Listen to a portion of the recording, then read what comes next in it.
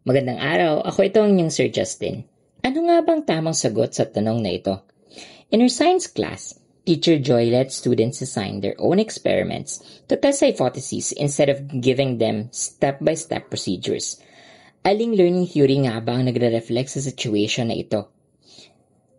Tatandaan nyo na kailangan muna natin intindihin kung ano ang hihingi ng situation. Sabi dito, hinahayaan daw ni Teacher Joy ang kanyang mga estudyante na mag-design ng kanilang mga experiment. Aling learning theory ba ang nagre-reflect dito? Behaviorism nga ba? Cognitivism? Constructivism? O humanism? Ang tamang sagot po dito ay constructivism. Bakit nga ba constructivism?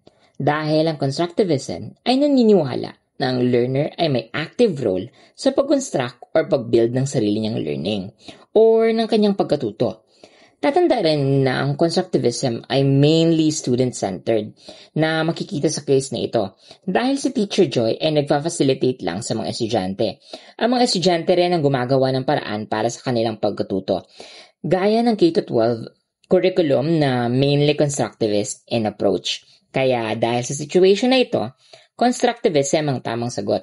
So, bakit nga ba hindi behaviorism? Dahil ang behaviorism ay nagfo-focus sa behavior ng mga bata. Ano mga keywords na usually na related dito? Behaviors, tatandaan nyo, drills, repetition, kahit stimulus response, ginagamit din ng PRC. Sino din yung mga proponent na tatandaan nyo? Sina John B. Watson, Ivan Pavlov, at B.F. Skinner ang usually na lumalabas. So bakit naman hindi cognitivism? Dahil ang cognitivism ay naniniwala na ang pagkatuto ng mga bata ay isang internal process lamang. So nasa utak lamang ng bata. Internal processes lamang. So hindi siya cognitivism. Bakit hindi naman humanism?